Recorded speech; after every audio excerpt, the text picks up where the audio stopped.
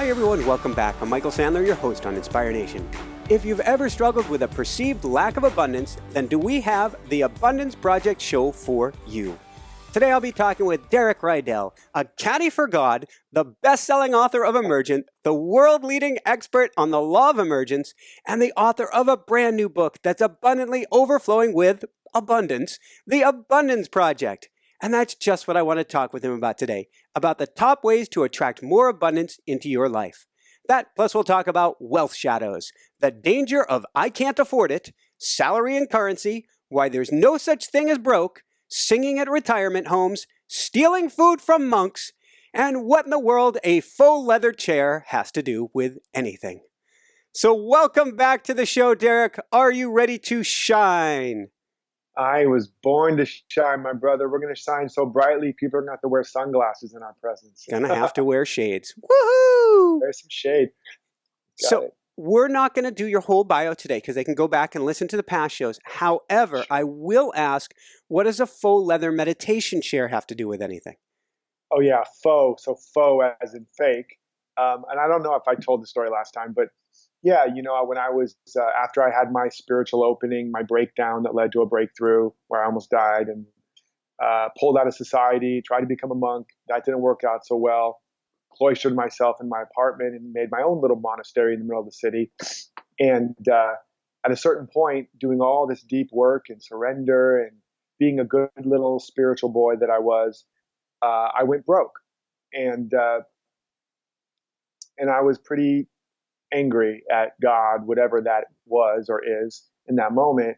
And I decided, you know, I was about to get evicted and bill collectors were calling. And I sat in my faux leather chair, my meditation chair. It was fake leather, you know, one of those pleather, is that what it is? With the, you know, kind of cracking and peeling, and just said, I'm not getting up from this chair until I know the truth, that this stuff is real or it's not. But they're going to have to pry my cold, lifeless hands from this faux leather chair because I'm not moving until I know the truth. And I sat there and the daylight turned to dusk and the crickets came out for their nightly chorus. And I wrestled with my demons and angels and was pinned to the mat over and over again. And at some point in the middle of the night, this voice spoke to me, or this energy spoke to me, and it said, you made your savings account your God, your source, and thou shalt have no other gods before me. And I half expected to turn around and see, you know, Burning Moses bush. or Moses with a tablet, you know, looking a lot like Charlton Heston. And it began to explain that when you make anything outside of you your source of safety, security, support, or supply, that the universe is actually set up to fail you on some level. And you may not think it's failing you. You may think you have a lot of control here, but something else is failing. Something else is breaking down, because whenever you think something outside of you is your source, you have to give it your power. You have to bow before it. You have to worship it. You become a servant of it. And then you're not able to truly be what you were created to be, share the truth you're here to share. You know, the more we think somebody's our source, whether it's love in a relationship, the less we're able to tell our truth and to ask for what we really want and need and be a stand for the truth. Because, oh my God, they might not like me. They may leave me. And if we're at work and things aren't right, but we think that job is our source, we can't really stand for what's right, stand for what's true. Tell our boss, you don't get to talk to me that way. I'll be great. I'll be excellent. But you talk to me again that way, I'm out of here. We can't do that without, we might do it from a place of anger, but we can't do it from a place of power unless we realize the boss, the job, the partner, the parent, the economy, the government, the whoever, the client, they're not our source of anything. They are all our channel, but the source of everything is within us. So that's what that was revealing to me. And as it did, this peace came over me. It was like a pressure valve opened and all the stress drained out. And I had what I now understood to be the peace that passes all understanding, which is spoken in the Bible. And it's a peace that has nothing to do with conditions. So my conditions hadn't changed. I still was broke. I was still going to be evicted. I still had bill collectors. I was still sitting in a faux leather chair, but I was free and I was at peace. And I walked around for a few days at peace, I just didn't care. It wasn't that I wasn't aloof. I wasn't detached. Mm-hmm. I was non-attached. And there's a difference. I was present, Mm-hmm. but I was not caught up in the results or the conditions. And the phone rang, and one of my old agents when I was acting called and said, I know you don't do commercials anymore because you're too spiritual. But they called looking for you out of the blue. And I said, yes. Went on the audition, booked it, and made more money for 2 days work, enough to pay for all of my needs for a year for 2 days work. And that was the beginning of me learning to live more from insight than eyesight. Kind of like Indiana Jones in the Temple of Doom, where he has to walk across that chasm, and there's no bridge according to his eyesight, but he has to trust and step out on the invisible bridge, and only then does it appear beneath his feet. So that's where the faux leather comes in, and that's where a very, very major shift in my life began. Woohoo! So let's go from there and let's talk about a couple chasms. And I was talking with you about this briefly off air, which is we are stepping out like Indiana Jones, and the rental vehicle is already, it'll be on its way in 5 weeks. And we're Right. driving out to Aspen, and we are calling in our future home to us. And so we're both wondering, how did you attract maybe your first dream house and your current dream house into existence? Yeah. Well, the first, I remember when I wanted, we wanted a dream house, me and my wife, and we had a little son, and there was no way on paper we could afford it. And even the idea of pursuing it and talking about it at first felt a little silly and a waste of time. And when I would bring it up with family or friends, they would remind me how silly and a waste of time it was, or maybe even irresponsible.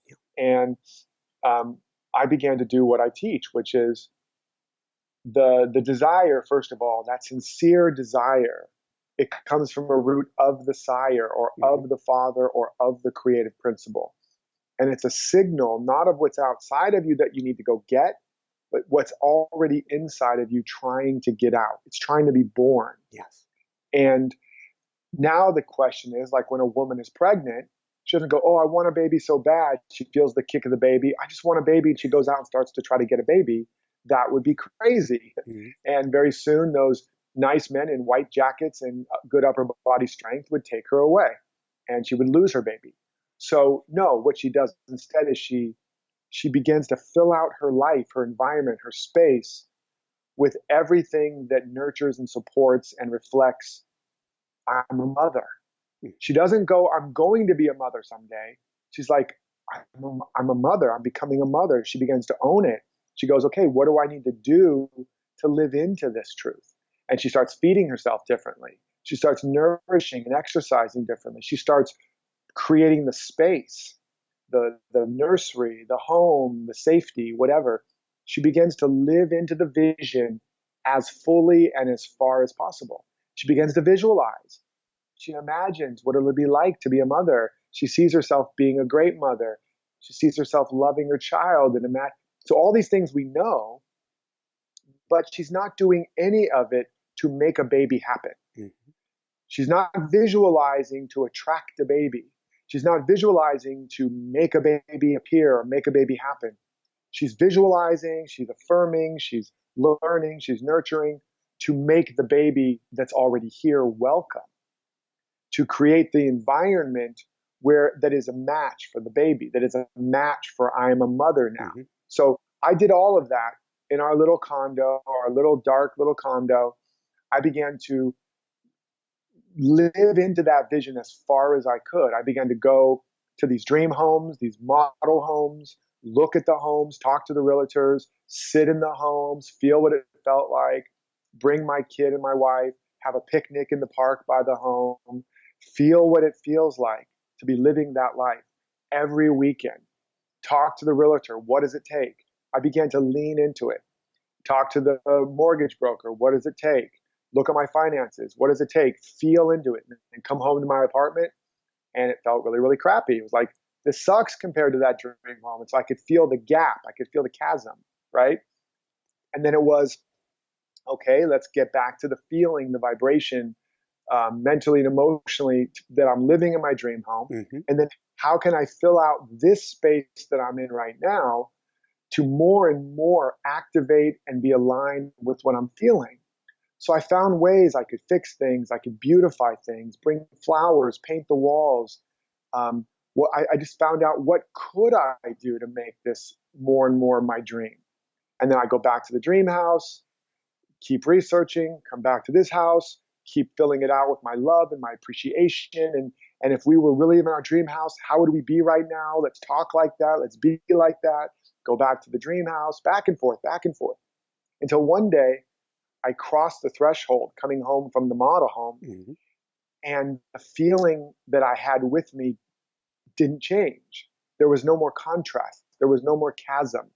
The bridge had been laid out emotionally, mentally, vibrationally, spiritually. And what also simultaneously happened was I no longer had a need for the other house. That need had been legitimately met, spiritually, emotionally, energetically. And then a couple of days later, I'm sitting in my office, and it's like all of a sudden the veil parts, and I'm given exactly how it will happen, how it could happen, and that it would happen. And within about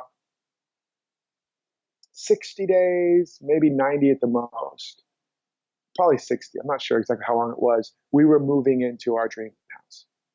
And it's another way to look at it is like a plant in a pot. Mm-hmm. Imagine the plant's an anthropomorphic, plant. It can think, and it's got its own ability to think about its life. And it's in this little pot, and there's a bigger pot with bigger plants and bigger pots and empty pots and an open field with giant trees. And this plant just feels the urge to have a bigger life. And it's looking at the bigger pots and the open field and going, why am I not there? Why can't I be there? And maybe it tries to jump out of the pot, but of course it can't because it's got roots. And it's just looking at all the things it wishes it had and thinks it should have. And then it looks at this little pot. It's like, this is terrible. Why am I stuck in a little pot? Why have you forsaken me, God? Great gardener in the sky, whatever. It's like, it's miserable. Now, what's going to happen to that plant? It's going to stay in a little pot, or maybe even get smaller and be put in an even smaller pot. But instead, if it actually goes, okay, this is what I got, this is the pot I've been planted in, how can I fill this out fully? And it digs its roots as deep as it can. It grabs all the nourishment it can. It stretches its branches as far as it can. What's going to happen? It's going to get too big for the pot, and the great gardener is going to plant it in a bigger pot, and then a bigger pot, and eventually set it free in the field where it can become a giant tree. It's the exact same principle for us. Right where we are is where we're meant to grow and outgrow where we're at, not by not liking it or making it wrong or looking outside of our pot to what's better, although that's okay as a starting point to get clear on what we want. What is this desire? But now we must, as Gandhi said, become the thing we want to see in our world. And that really is at root the emergence process, and how to begin to activate the truth that you have inexhaustible abundance right where you are. Everything you need to be all you were created to be, but you can't access it or activate it if you are trying to go get it, achieve it, or even attract it, because you're separating yourself from it. And it doesn't come to you. Life has to come through you and from you. That's how you have more in your life. If you want something more in your life, you have to let something more come out of you. And that's how I've grown myself into my dream home, into my next dream home, and now I have multiple homes and all of it, and the business thing too, and relationship. It's how I grew myself out of first into a great relationship and a family and marriage and all that. And then even at when that relationship got more and more difficult, at a certain point, I had to dig deeper and deeper and deeper to bring up the love and the compassion and the patience, and to bring to that relationship what I thought I wasn't getting or what was missing. And it can be very painful sometimes as you're growing into your next self, because in this case, what happened as I did that work, and I always tell people this, one of two things will happen. Either that relationship, that job, that home, whatever, will rise to meet you and you'll be fulfilled at a higher level, or that home, that job, that person won't be able to, Yeah. and you'll move out of that circle, or they'll move out. And so same thing with my marriage.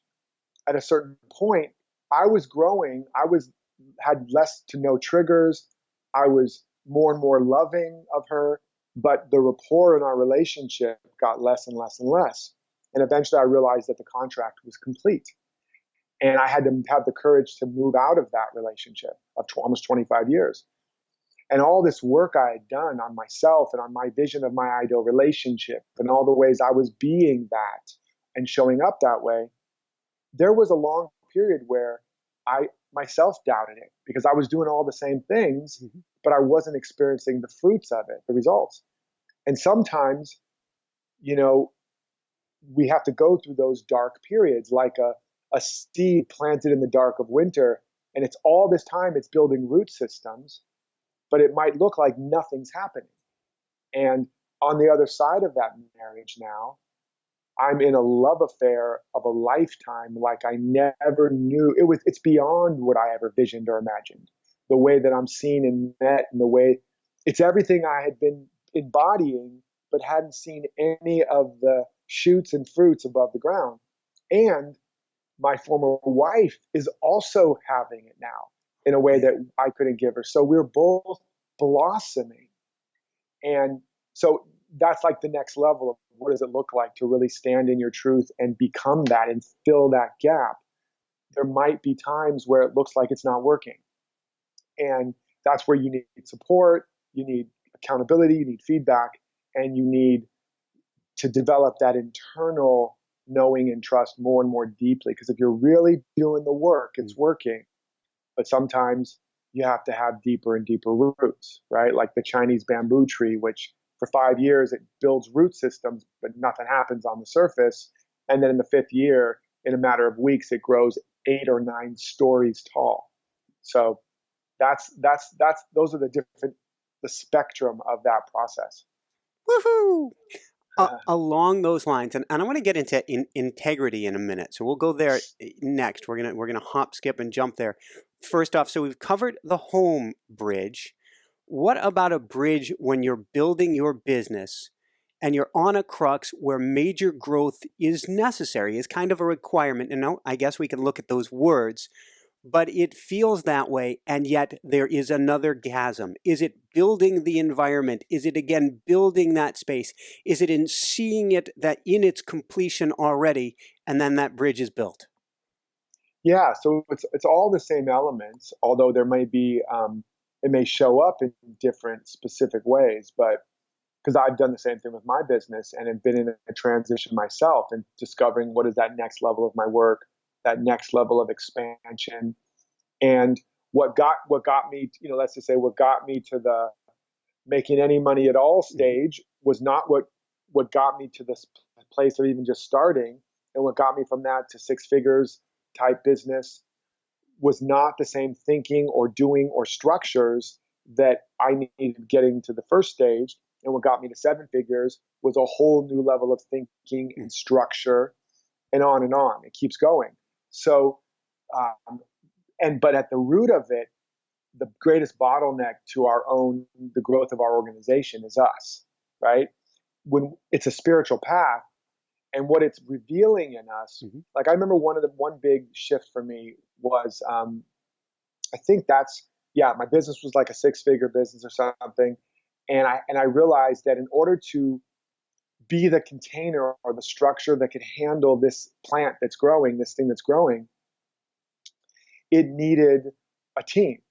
And I was starting to bring people on and pay people. And at one point I realized I was going to have to pretty much put everything I was earning back into the business. Yep. And I was kind of pissed off about that. I was like, well, that's not fair. Why am I doing all the work? And then they get a salary and they get to go spend their money, but I got to put all my money back in the business. And it felt really unfair. And I wanted to like hold on to my money and go, it's mine, and then the vision, the words came through and it said, it's not your business. It's not your money. It's the business and the money It doesn't belong to you, it belongs to the community, it belongs to the world, it belongs to the universe. Mm-hmm. You're a steward, an instrument of it. And your only job is to, like a train track director, the train's coming this way. You don't get to say, well, but I want it to go this way. You have to just move the track so that it keeps going where it's going. Mm-hmm. And so it said, you're a steward to let the energy flow where the vision wants to go. That's it. And the energy is time, your work, the money, all of it. It belongs to the universe. Your job is let it flow where it wants to go.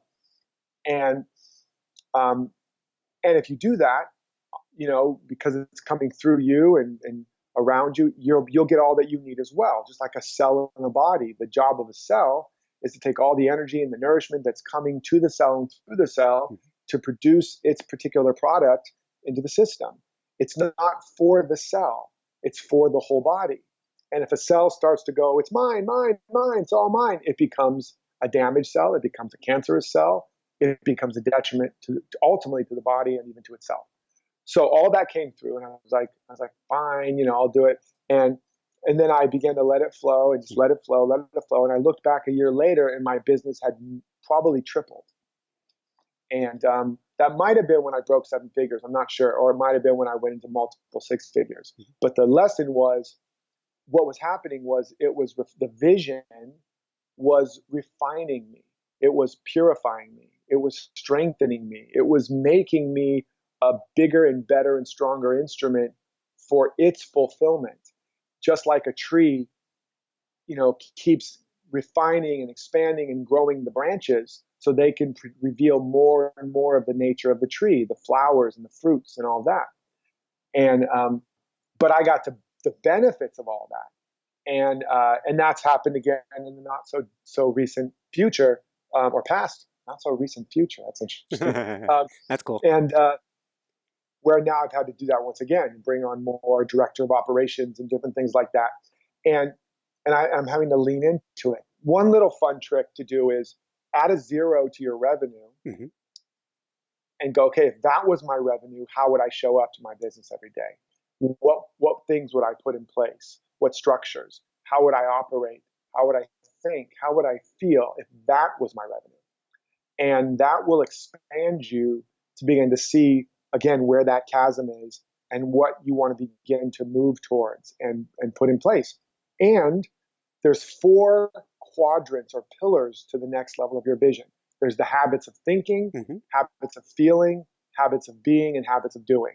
So as you're imagining that bigger vision, you feel yourself in it, and you want to begin to identify and articulate what would be some of my predominant habits of thinking, feeling, being, and doing if I was really living that. And then what are my current habits of thinking, feeling, being, and doing? And between that is a gap. Now, to fill that gap, you create what's called the gap plan. And that literally means, okay, so what do I need to do, change, add, take away? What practices do I need to put in place? Whatever it is, to bridge this gap in terms of developing the habits of thinking, feeling, being, and doing that are now a match for that level. And the great thing is that most of those anybody can do, no matter where you are, no matter what your situation is, and you can do it with pretty much everything you've already got in your own house. So that's the first step, is building that vision, developing and articulating those 4 quadrants or pillars, habits of thinking, feeling, being, and doing, and then creating the the gap plan / practice, which I call the quantum plan, and actually putting it on your calendar and then actually living into it and having somebody to hold you accountable to it. And that's going to bring up all of the unconscious patterns that were what were always keeping you here.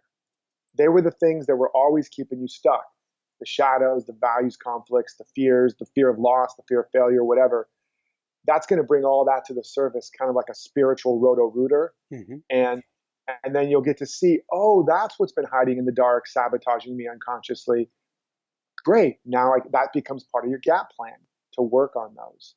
And as you do that, you start to cross that bridge. What does that mean? That fear or doubt or a lack that comes back to the surface when you thought at a lower level, I've gotten rid of this, and then it comes and chases you down. And I imagine it continuously. As you grow, it comes again and Right. again and again for you. Certain ones do. So you think about like a circle Mm-hmm. that's going up, a spiral, and on this circle, every one of your core life issues exists, and also your core potentials. Yep. And as you go up the spiral, it keeps crossing. Some of them get worked out, but the ones that keep staying there, like a scratch in a record, you keep hitting it. Yep. Some of those are lifetime patterns that you're here to work with. Just like the saying with relationships, there are 3 kinds of relationships: a reason, a season, and a lifetime. Some relationships come in for a reason and they're done. Some come in for a season or seasonally and they're done. And others, there's enough karmic or soul contract material that you can work on it for a lifetime. Well, the same thing is true with issues. You have issues that are a reason, a season, and a lifetime. And so some of those, you just keep hitting them, and you begin to realize, okay, this is what I'm going to be working on all my life. Mm-hmm. And like for me, trusting life, trusting is a lifetime practice for me. And so it keeps coming around, the trusting. Oh, now I got to trust more deeply. But what am I trusting in? It's trusting in that source within myself. Trusting more and more that there really is an order and a source and a love and a life that's got my back. There is the everlasting arms of God. There is whatever you want to call it, but it's got me. And so, when it comes to growing your business or making these, different investments in your business, you're going to keep getting challenged around, well, like for that example I said, it was, but if I keep putting all this money in my business, I'll never have enough for me. Mm-hmm. Eventually I'm going to go broke, and then I'm going to lose my house. And that was a recapitulation of my old childhood fears when we did lose our home, or when my mom was spending money in ways that I thought was irresponsible, and that was why. So it brought all that up for me. It was like, is this the right thing? Is this irresponsible? Am I going to lose everything? And rather than my old pattern, which was to try to control it, let me just control it so I don't lose it. Let me just keep it small so I don't risk it too much. Ooh. It was, let me find the thing I'm trying to hold on to inside of me. Let me find that sense of abundance, that sense of support, safety, security, whatever it is I'm trying to get from holding on to that outer relationship or structure. I need to find that in me, because the real thing is in me. The real love, the real companionship, the real home, the real connection, the real abundance, the real safety, the real security. None of that can be found in the world. It doesn't exist. It can only be found within us. And so every time we're tempted or threatened to lose one of those structures, or we want to hold on to it, the real message is you're trying to now live in a world that's too small for you. You're trying to live in a pot that's too small for you. You need to realize that it's within you, and then surrender and expand and let the next stage unfold or emerge. And then you get to the next stage and you can hold it, because you're not a servant to it. You're not believing that's your source. You found the source of that within yourself, whether it's confidence, validation, security, whatever. It's within you. So that's my experience, is at each one of those stages, it's calling for me to become even more anchored, where the locus of power is in me. It's not in you. It's not in my client. It's not in my partner. It's not in my job, my money, my bank, the economy. And then, of course, what happens is that state of consciousness must clothe itself in experience. So you find you have more abundance, more opportunity. The universe goes, yes, we found somebody that's anchored more in the truth. Now we can give them an even bigger pot, an even bigger plot, an even bigger platform. And then whoosh, the next level unfolds.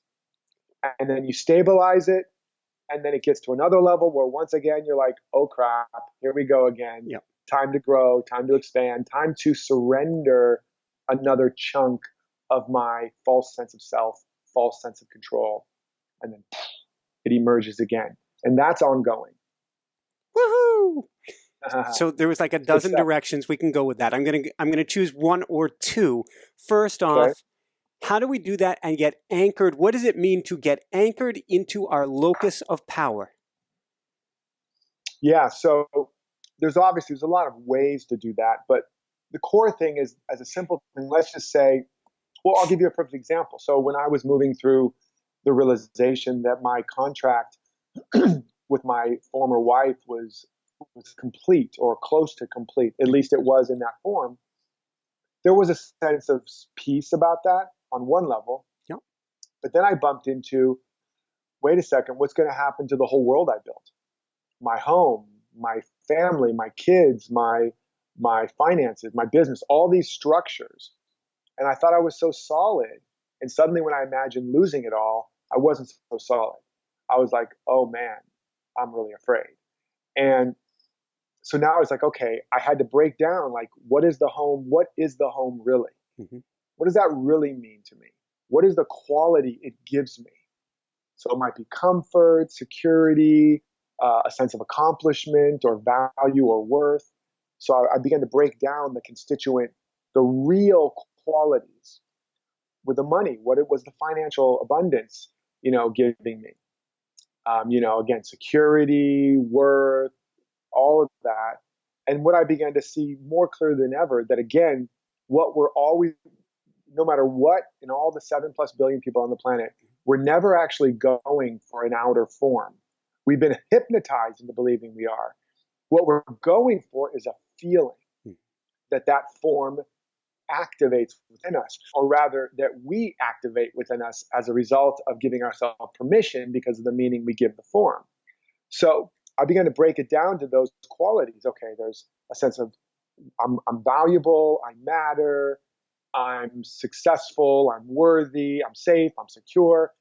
And it just became, I'm lovable, I'm loved, I'm supported. I began to break down all these structures in my life to these core qualities. And then I went on a mission to anchor and embody and activate those qualities to the level where if I did lose that, I would lose nothing. And so it's like, what does it profit a man if he gains the world but loses his soul? The soul, the truth, is the real thing. Or when Jesus says, and they're like, what about our food and our clothes and this and that? He's like, stop worrying about all that stuff. Seek first the kingdom of heaven within you, and all those things will be added.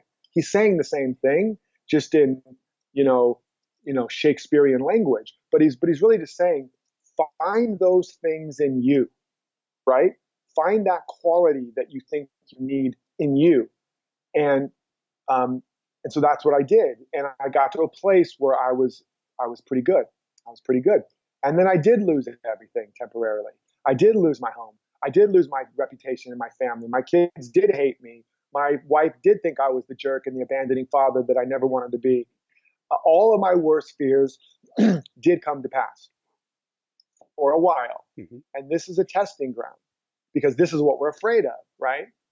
And a lot of people, see, I knew it. See, I knew it didn't work. But and that's what's called the dark night of the soul. Yeah. I call it the dark night of the soil, because it's where the roots need to dig down and really get rooted. Yes, the seeds have been planted, but they have not fully rooted yet. Mm-hmm. And so you need to be in the dark and dig those roots and get anchored. So over the next, 6 months or so to a year, I was doing a lot of rooting. And, in the dark night of the soil of my soul, to again, find them again, find them again, find them again. Every day I would wake up and bump up against how I'd lost everything, find it again, find it again. And then as I got stronger and stronger and stronger, on the other side of that, all of it came back. I not only have the exact house I bought her another house, I got our home back, and then I got another home now in San Francisco. And everything, our relationship is great now. We're both thriving. Everything I lost, I got back at the next level. Better than before, more abundance than before, more success than before, more love in the family than before, more love in my life than before, more love for her, more for my kids, more. But I had to go through that arc.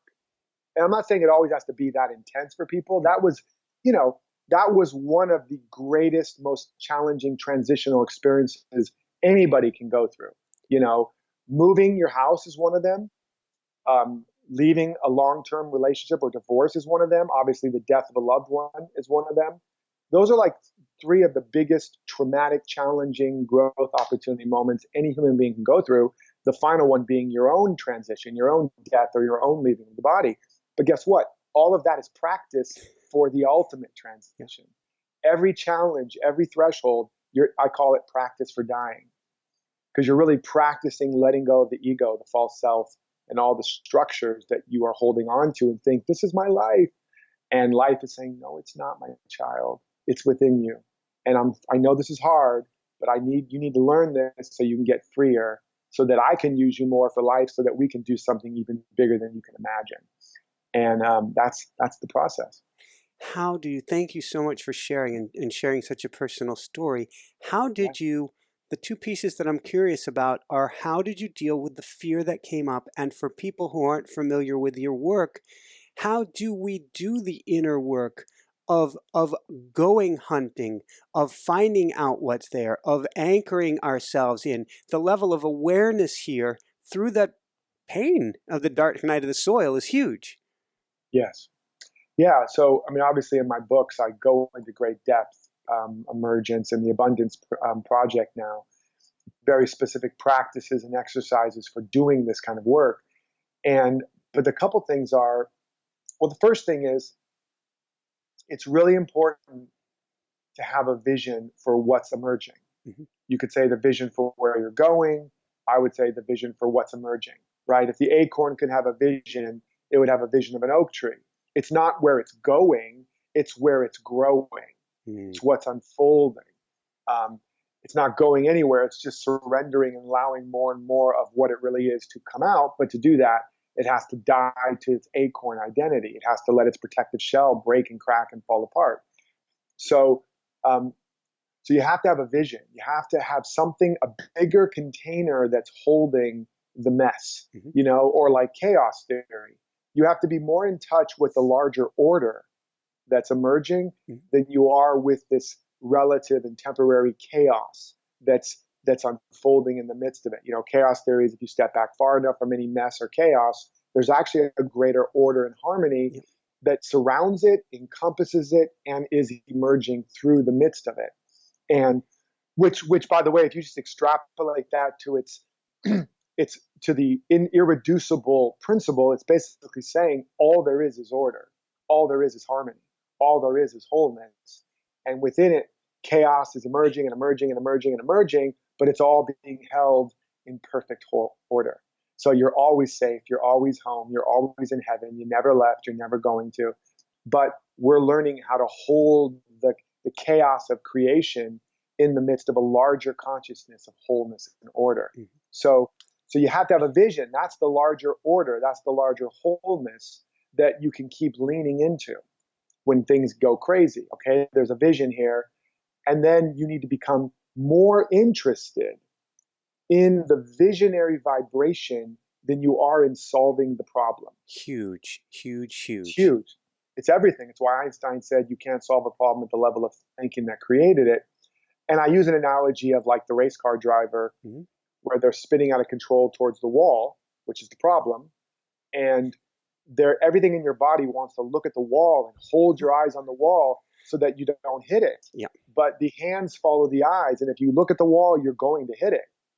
And so sometimes the trainer has to literally grab you by the head and force you to look away from the wall and look back towards the finish line or the track. Look towards the vision. Even though everything in your body's like, no, I gotta look, or I'm gonna hit it. It's the opposite. Now, what happens is if you manage to do that, your hands will turn, you'll start to pull out of the spin, but there's a very precarious passageway. Even though you're now looking towards the track, your hands are turned, you're not looking at the wall, the car is still sliding towards the wall. It has momentum. It has inertia towards the wall. And there's a dangerous, precarious moment where you go, it's not working, and you look back to the wall again. Oh. And bam, hit the wall. And so this is what happens when we're doing this work. We're trying to anchor the vision, and then it's not working. Things are getting worse. I'm spinning out towards the wall. Oh, let me, or the plant's not growing. It's not growing. Let me pull it up and see if it's growing. Oops, I just killed it. And so that's the challenge. And that's where discipline, being a disciple, that's where sacrifice, that's where structure, that's where having a coach or somebody that can turn your head back and say, I know you're scared. I know you think you're going to crash. I can guarantee you will if you look at that wall again. But keep looking towards the vision. Keep looking. And then the practice of it is, that thing I call the VVR, the visualization, vibration, radiation process, which is where you use the visualization, you activate the feeling tone, the vibration, you radiate it through your whole body, and you radiate it into the field of your experience, and you give it away to everybody. You start to magnify that frequency. And as you do that over and over and over and over again, that becomes embodied. It becomes a permanent part of your frequency, of your field. And it's hard to do, especially when things are not going right. But your practice, by going back to that and anchoring in it again and again and again, even when you don't feel it, you do the practice. What begins to happen is you become more anchored in a vibrational field of power or abundance or possibility, even while in the midst of an appearance that looks exactly the opposite. So you can stare at that empty bank account or stare at that whatever and not be totally pulled off track again. And sometimes you're there for a while, then you get pulled. Eventually, you can hold your place in that expanded space.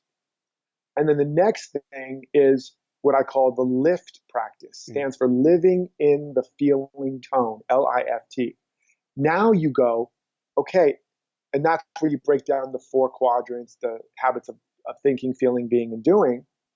And especially with the feeling habits, you might go, let's say the feeling is joy. Well, if I was living my vision, I'd be in joy.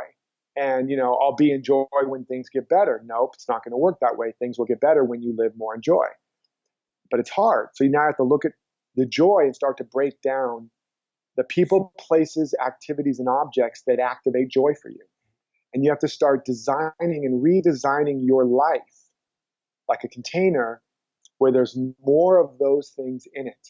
And it doesn't even have to have anything to do with whatever you think you're growing or working on. It might just mean, well, if I just when I'm singing or dancing, I feel joy, but you notice you're not doing any of that because you don't have the time.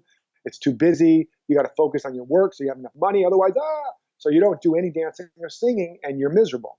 So you just start building that in as a practice every day, or going out, or when I'm with my friends or my family, I feel joy.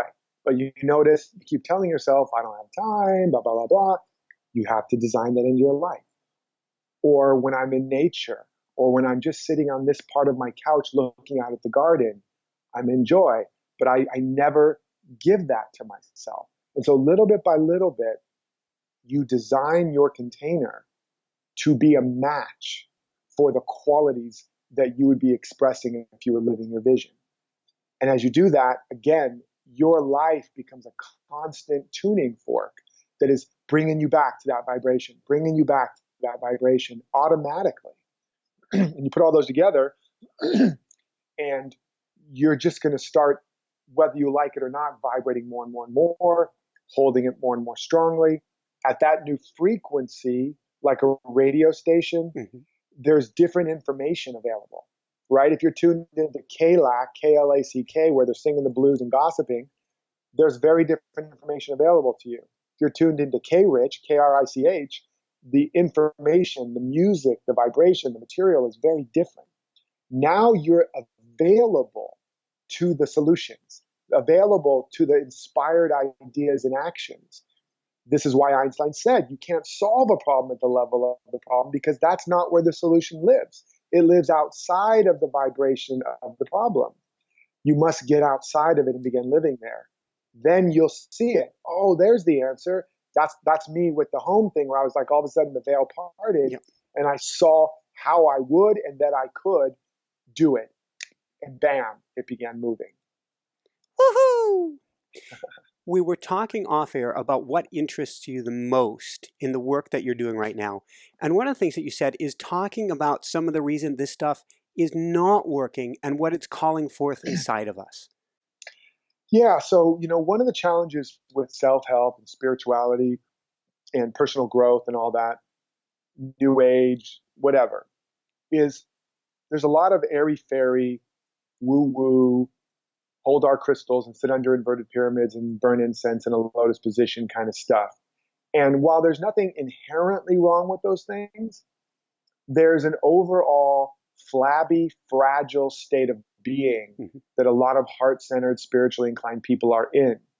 And the reason is one of the reasons we're attracted to this stuff is early on in our life, we were wounded by the world's power structures. We experienced the world as not being safe, or as being powerful as not being safe or good, or being successful or a business person or a go-getter or aggressive as bad and unspiritual, or because it caused pain in our life. So we rejected a lot of these structures of the world, the masculine side in some cases and the feminine in others. We rejected these things, and they became shadows. And we just focused more and more and more. Just be a better person. Just be more loving. Be more giving. Be more selfless. Be more kind. Create more. Be better. Work harder. Work smarter. Work faster. Whatever. And we're driven by this unconscious fear or desire to not be something else. So it's like, I don't want to be stupid, so we're driven to be smart. Or I don't want to be a mean, selfish, aggressive kind of person, so we're driven to be the selfless helper, good person, good guy, nice guy, good boy, good girl, mommy's little helper, daddy's little helper. And that does develop our heart, and it develops our diplomacy and our ability to be giving and self-sacrificing and be there for people and all that. But what's lacking is this whole other part of us. We end up, as I say, with a wishbone instead of a backbone. We end up with magical thinking, emotionally stunted as the child that's still believing, if I'm a good little boy and girl, eventually mommy and daddy will save me. Eventually mommy and daddy will say, you're a good little boy and girl, and here's an ice cream. And we're waiting for that Santa Claus, Jesus, God, somebody to come save us. And we don't recognize that the person that's supposed to save us is us, that we're the savior we've been waiting for. But to be that, God can only do for you what God can do through you and as you. We have to become that. We have to become so much stronger.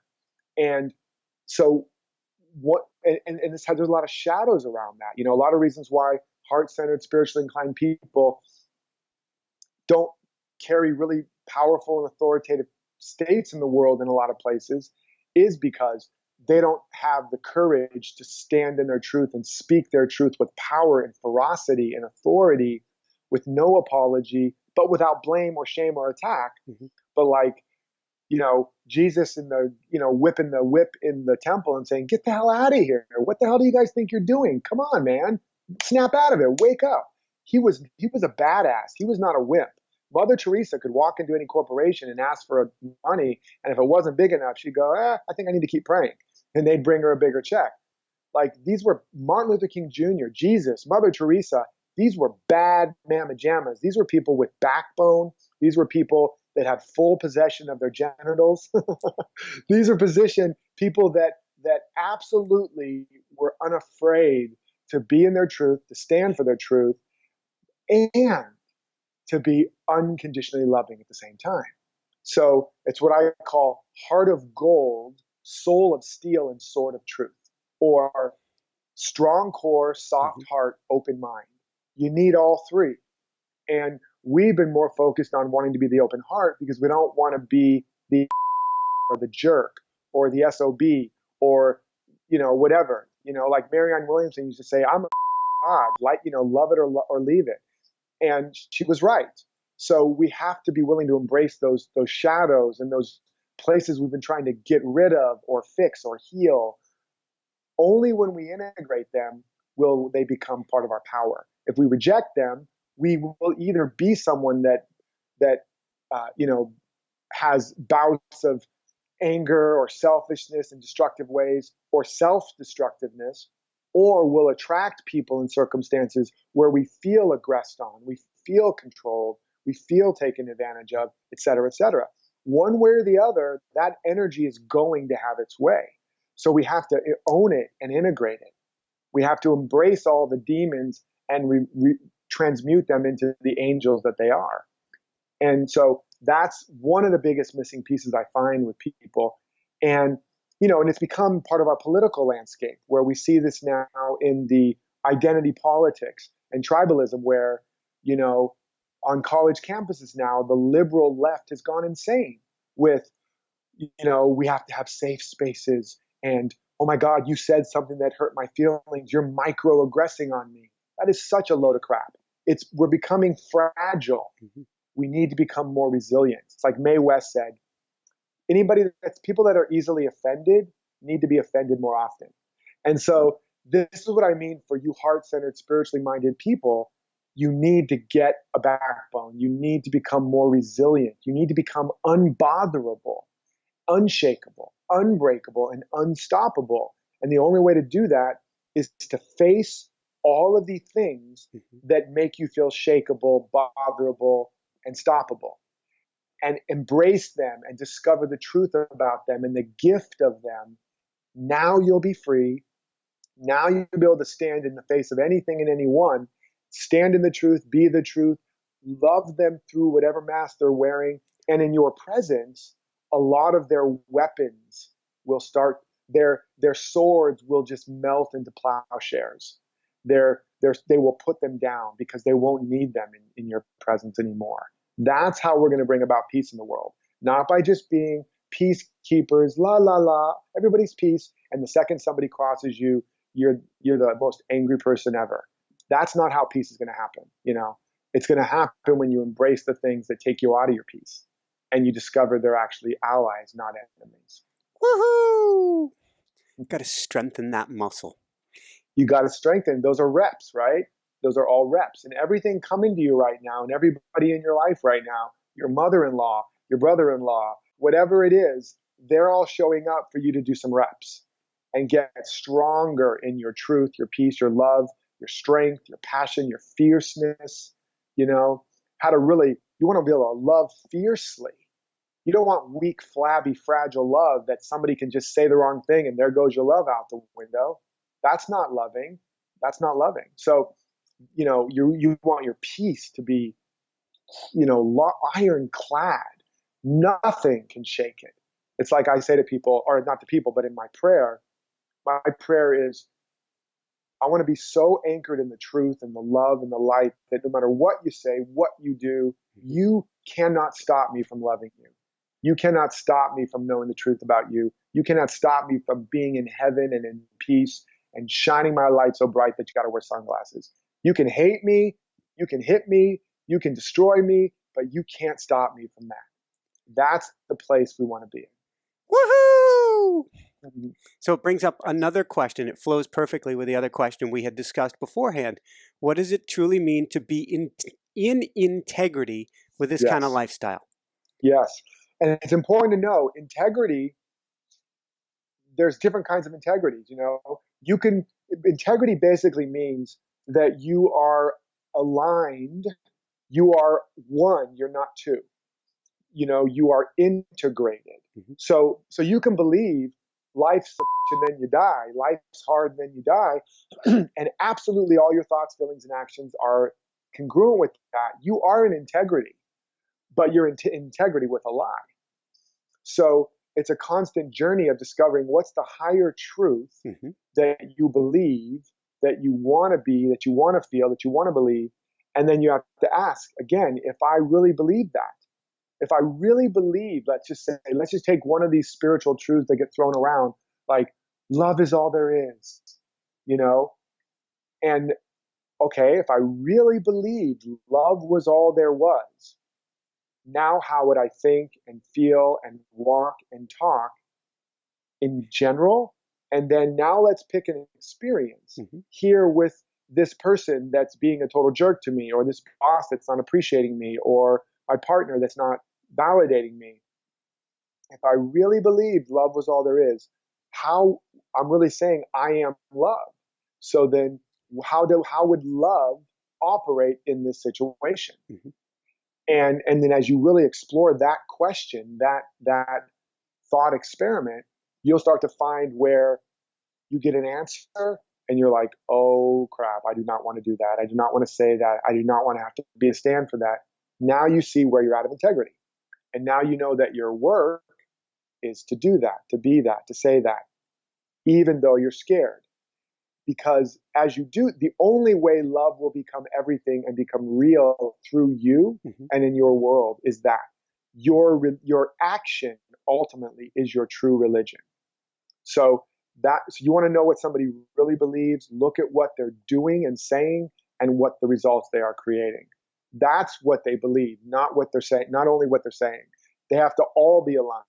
What you're thinking, feeling, saying, doing, and the results in the container and the environment you're creating. They must all be of one. This is what it means in the Bible when it says, if your eye is single, your whole body will be full of light.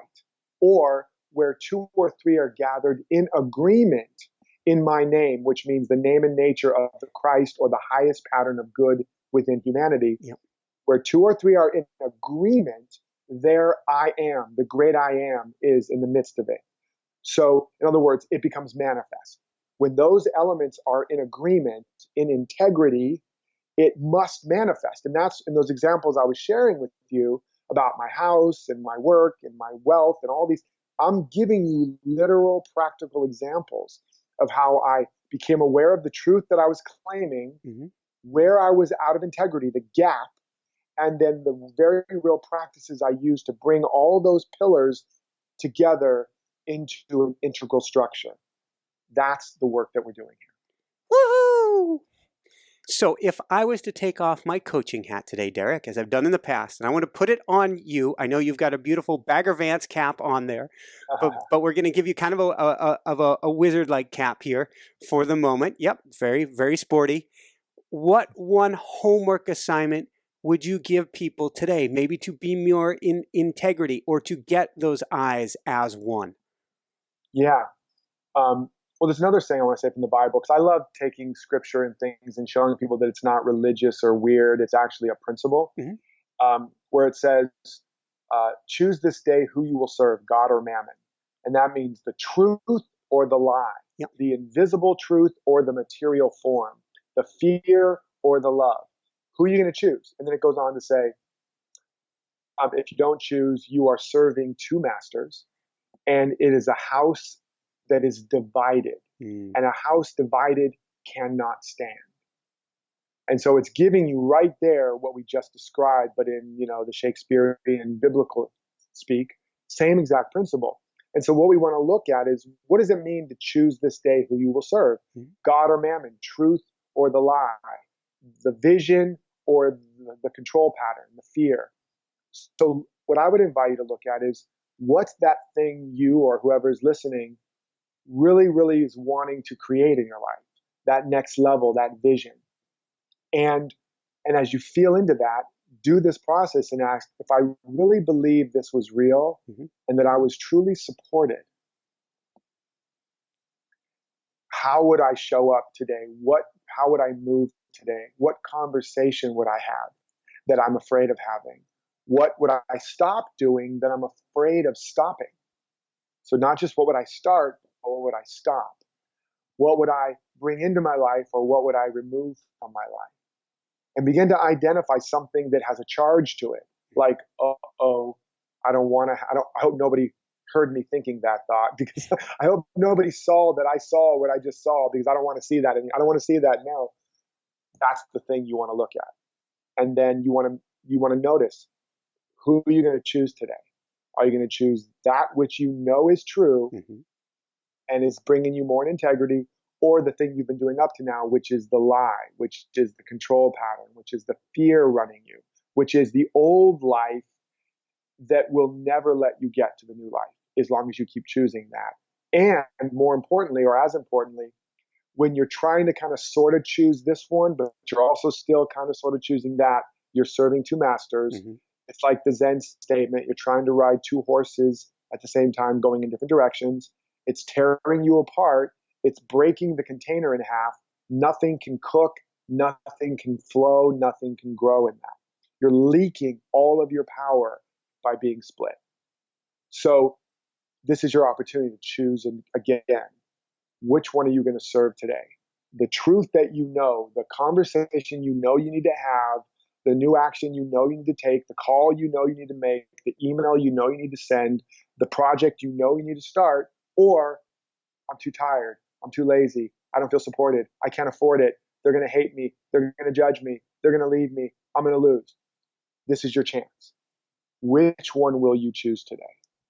And there's no judgment. Just know if you want to grow, you must keep choosing this. And if you want to stay stuck and become stagnant and keep leaking your power, choose the other one. It's really that simple and that binary. One is choosing life. One is actually choosing death and stagnation. So it might be a slow death, but that's my invitation to you. And my invitation is to reach out to Inspire Nation, reach out to us individually or collectively, and share on our Facebook or wherever in your groups you're in here. Share what you're a stand for now. Make it public, because when you make it public, now you make it even stronger of a container. You make it harder to back away. You activate the value of accountability and leverage and a little bit of public shame that will give you that extra little bit of leverage to follow through on it. So choose that and let us know about that so we can hold you accountable and support you. Absolutely. Woohoo! What do you tell somebody if they say, I feel like I should go A or B? I'm not quite sure between the two. I'm going to leave it in the universe's hands. Yeah, I would say that's another one of your ego stall tactics. And it's the same thing as saying, well, I'm just going to go with the flow, man. Peace, brother. No, most of the flows you would just go with will flow you over a waterfall crashing to the rocks below. So you have to flow, but don't forget to row. In other words, you must be intentional. Mm-hmm. Or as I like to say, plan your life as if you're doing all the work, then live in the context as if God is or truth is, right? So you need to make a decision. Decision means to cut away. Decision is the way you strengthen your container, but you decide in the context of knowing that you don't have all the answers, you don't have all the pieces. You're not saying this is the ultimate right choice, because you never know what is. But what life needs you to be is distinct and strong and intentional. Life needs you to take a stand for the truth as you know it. Then and only then are you a strong enough instrument, branch, container for life to now flow through you without it leaking all over the place, right? So you must take a stand in the context of this or better for the highest good of all, knowing that I'm available by taking a stand that if it's wrong or if there's a new turn, I'll be open to that guidance, my inner GPS. You know, you can't get all the instructions. Well, I'll wait till I have all the answers. I see the whole visibility, then I'll go.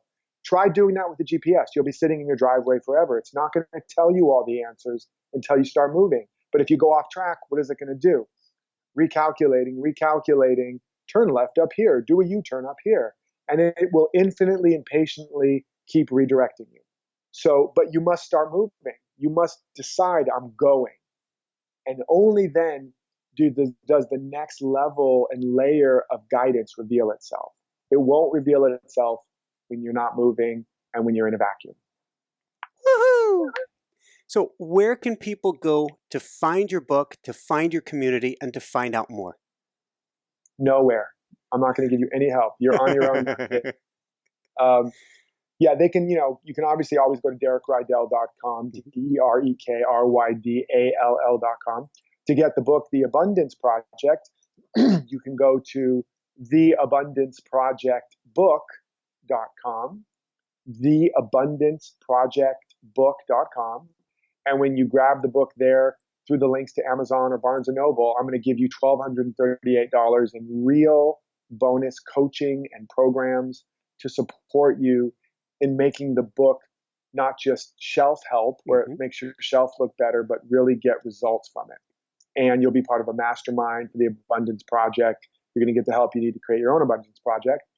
TheAbundanceProjectBook.com. not just The Abundance Project. That's somebody else's site they took. So theabundanceprojectbook.com. You can also, while you're waiting for your book, go to the podcast of the same name, The Abundance Project. That's a podcast on iTunes and Stitcher, maybe SoundCloud too. So that's my best advice. Awesome. And if you didn't catch that, come on over to inspirenationshow.com and we'll get you over to theabundanceprojectbook.com. Jessica always wants me to ask a question for parents and their kids. What advice would you have? Well, I'm a parent. I have 2 kids. I have a 19-year-old daughter and a 22-year-old son now. Pretty soon my son's going to be older than me. I don't know what I'll do with that. But because he's getting older and I'm getting younger. And at some point we're going to cross. I like it. But that's 25, right? Exactly. So yeah, I'm just going to keep having 25th birthdays. I like it. So the best advice, first of all, is it's very similar. The parent's job, like a gardener, is your job is to really seek to understand what is the seed. What is this seed here?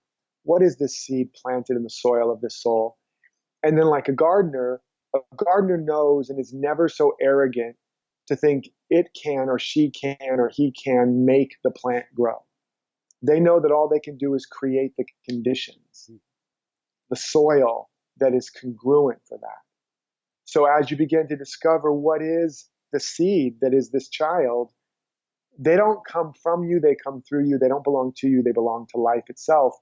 You're the gardener, the cultivator of the soil of the environment for this magnificent seed of this being.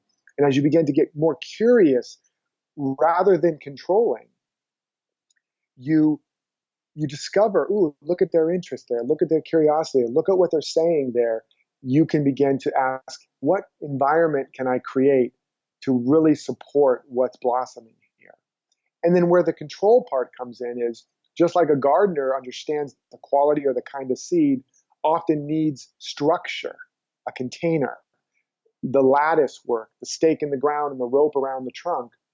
The controls you put on your child, whether it's this is what they'll be exposed to or not, this is what they'll be allowed to do or not, this is what I'll say yes to, this is what I'll say no to, the container isn't because, no, this is what you have to be aware of. Is it coming from fear? Is it coming from a projection of your own shadow and unhealed stuff? Or is it coming from the wisdom of the gardener that knows they're wanting to do all this crazy stuff? So clearly this tree is trying to grow, but I want to make sure it doesn't grow so crazily that it just, goes off in the wrong direction and it never has the strength of its trunk. Mm-hmm. So I'm going to create container around. I'm going to create some no around it. I'm going to create some rope to keep it true and strong. If you're coming from there, then you can be strong and knowing. And they're not going to always like it. They're going to say, no, you suck. That sucks. That's terrible. Ah. And your job is to hold the container strong while the tree is just blasting in the wind and it's going crazy. The rope and the stake holds it true. And the rope and the stake in the gardener doesn't take it personal that the tree is going crazy and all over the place, throwing tantrums with the wind. You have to be the same strength. And if it pushes your buttons and it makes you feel bad, oh my God, they're going to hate me, I'm a bad parent, all of that's your growth, your work, where you need to hold yourself more strongly. And it's a dance, right? And so your child, they say that it takes a village to raise a child. It really takes a child to raise a village. It doesn't just take parents to raise a kid. It takes a kid to raise the parents. So understand that. This is a mutual workshop. They're your guru, you're their guru.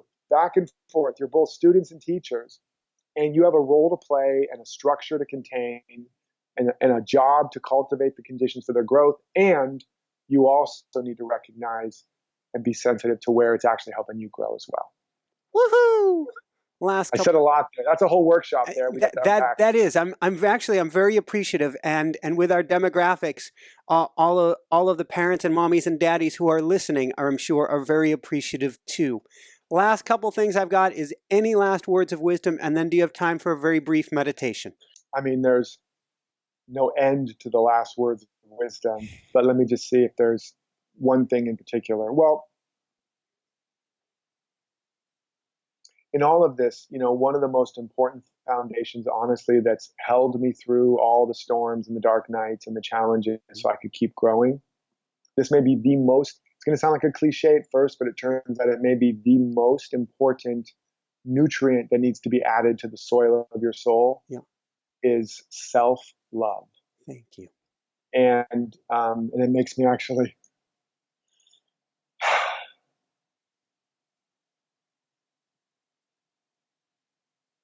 as cliche and cheesy as it might have been made to in some circles, the level to which I've fallen in love with myself is the greatest gift.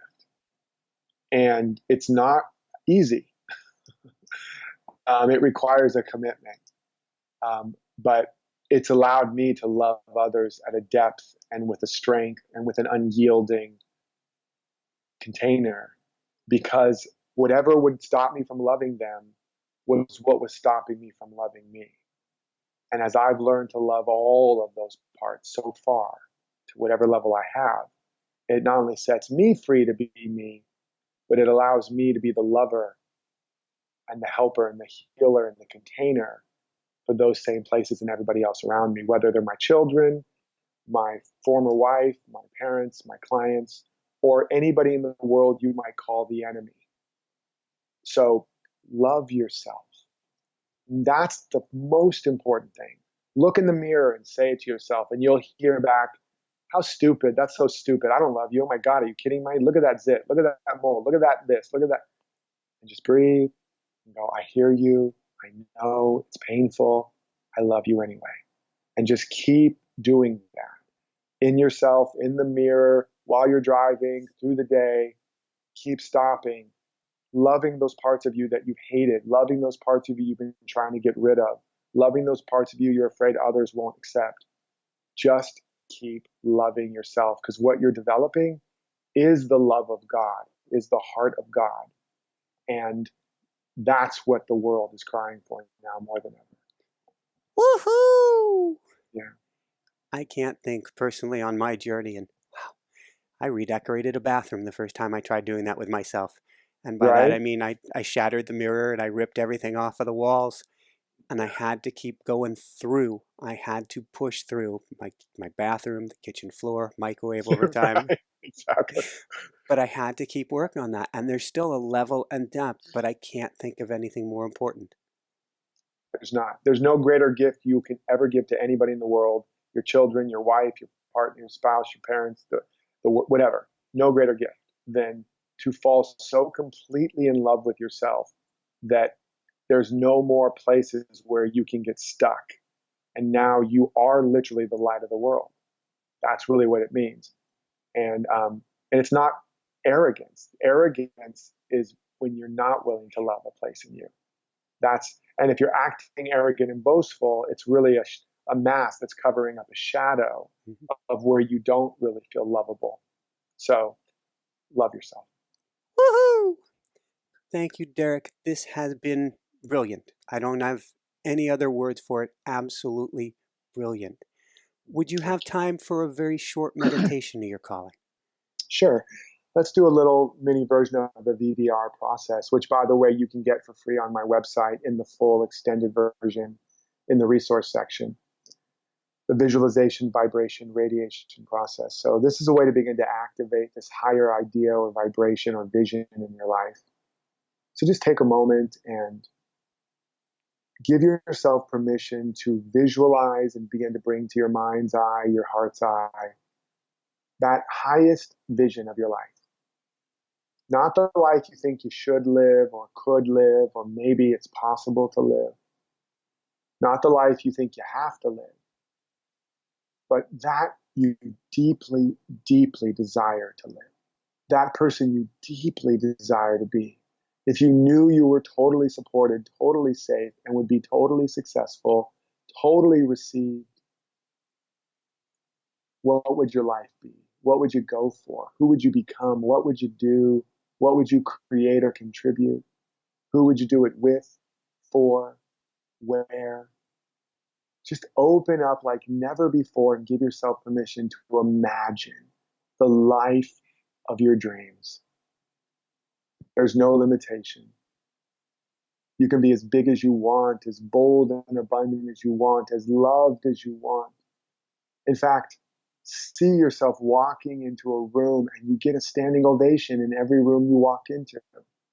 And you don't even know why. You will come home and your family just gives you a standing ovation. You walk into your office, everybody just stands up and just, woohoo, just applauds you. And you walk down the street and everywhere you pass, they stand up from their little tables on the side cafe and applaud you. They shake your hand, they pat you on the back, they want to hug you. Everywhere you go, you're loved, you're celebrated, you're applauded, and you finally just let go of even needing to know why. You just realize this is the way it is. I'm just totally celebrated. I'm completely recognized and rewarded and loved. And you just breathe it in. Everywhere I go, I'm met, I'm seen, I'm loved, I'm celebrated. See it in those areas where you've been wanting it. See it when you're standing on the stage of your life, in your work, in your home. Everywhere you go, you're celebrated, you're recognized, you're rewarded, you're applauded, you're loved, you're appreciated. And just feel how good it feels to be living your life to the max, giving your gifts fully, being celebrated completely. And as you feel that, even if it's just a little bit, breathe into your heart. And as you exhale, let that feeling expand to fill your chest. Just feel it expanding, filling all the crevices and pockets of your chest, your back. Take another deep breath into your heart. And as you exhale, feel that energy expanding to fill your torso. Just oozing and moving into every area, every space, every organ, every cell. And now you begin to allow it to have a color. So this feeling of whatever that good feeling is, it now starts to have a luminosity, a color. Could be green or blue, purple, yellow, white, or some rainbow of colors. And again, you breathe into your heart, and as you exhale, you feel and see this color radiating through your entire body, every limb, from the top of your head to the tips of your toes, from the one end of your finger to the other end of your other finger. You're filled with this radiant light and energy. And you take another breath, and as you exhale now, you radiate this beyond your body, into your life, into your world. And now you see and feel this energy saturating everyone and everything in your life. Everyone and everything in your life being saturated, filled. Saturated and filled. Every space, every nook and cranny, every place.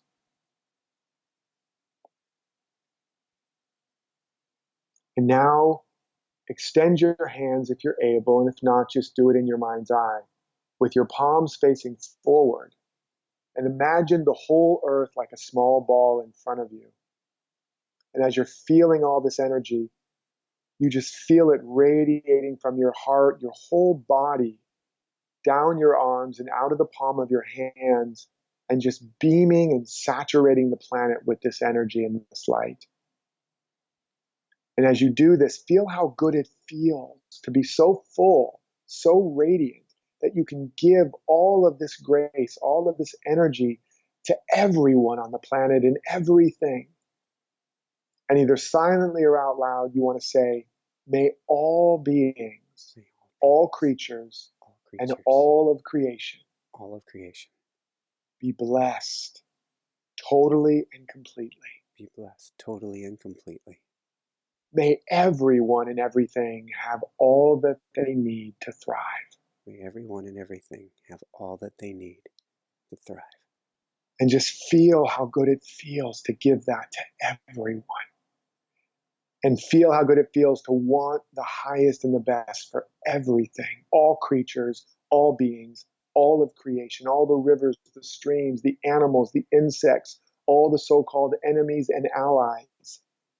May you have everything you need to be liberated, to be free, to be fed, to be nourished, to be loved. May you be loved. May you be healed. May you be whole. May you be free and awake and live your greatest destiny beyond what we can even imagine. May every being, every creature in all of creation have this. And as you're feeling that, if anything pops up, anyone where you feel resistance, oh, I don't want them to have that, just bless that part of you that's scared or resistant or withholding, and just love that part of you and just say, I love you. May you have everything you need to be free. So you don't resist it, you don't judge it, you just love that part of you like never before. And you can stay in this for another moment or two. And then bring your hands back to your own heart. And now give it all back to you again. May I have all that I need. May I be loved completely, blessed completely, healed completely. May I have all the wealth and abundance and health that I've ever desired and more than I've imagined. May I be free. May I be liberated. May I have all that I need to be all I was created to be.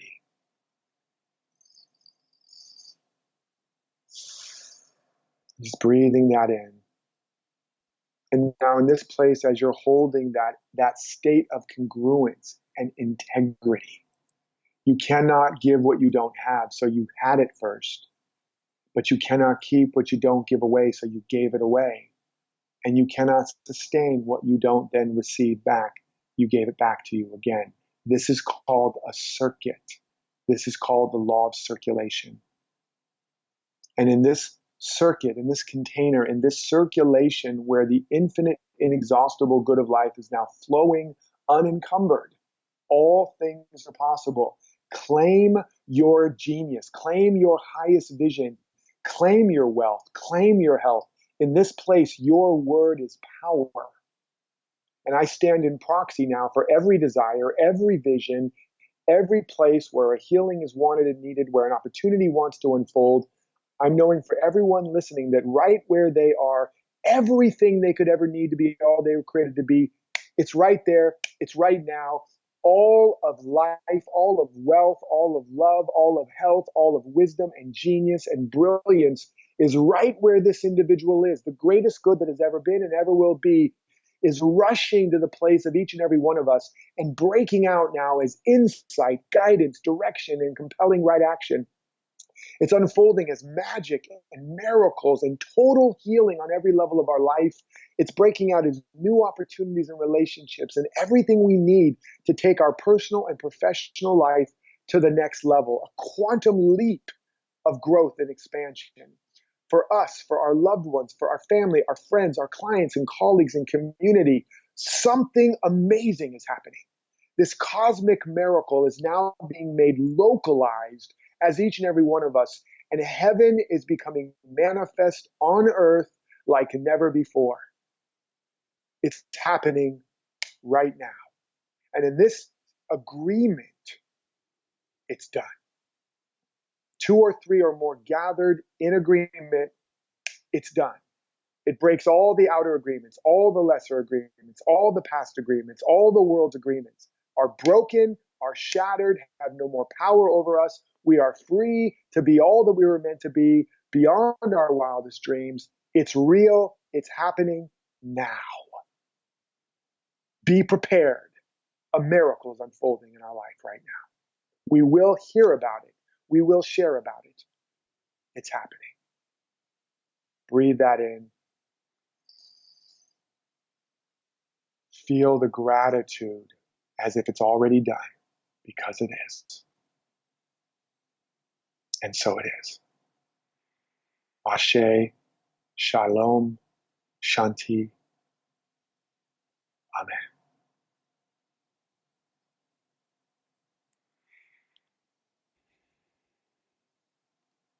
Amen, brother.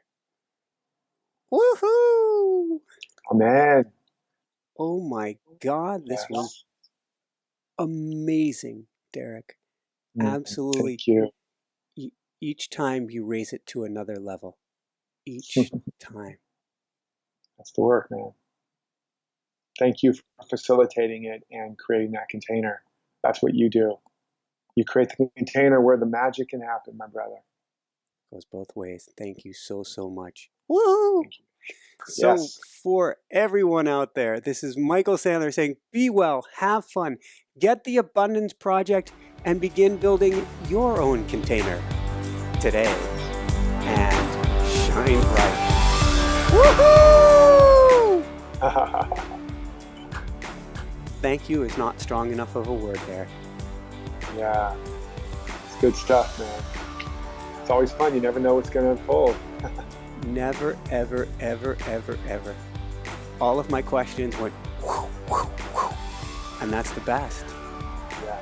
That's the best. Thank you, my brother. Thanks so much for watching. If you enjoyed it, be sure to like below. Also, leave your comments. Have some real fun with it. Subscribe to our channel where you're going to get more great videos, more interviews coming up.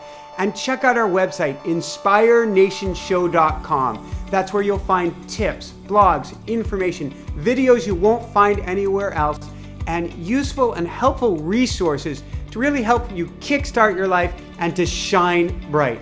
Thanks so much again. Thank you for your support. Like, comment, subscribe. See the website. Thanks so much and have fun. Of course, shine bright. Woohoo!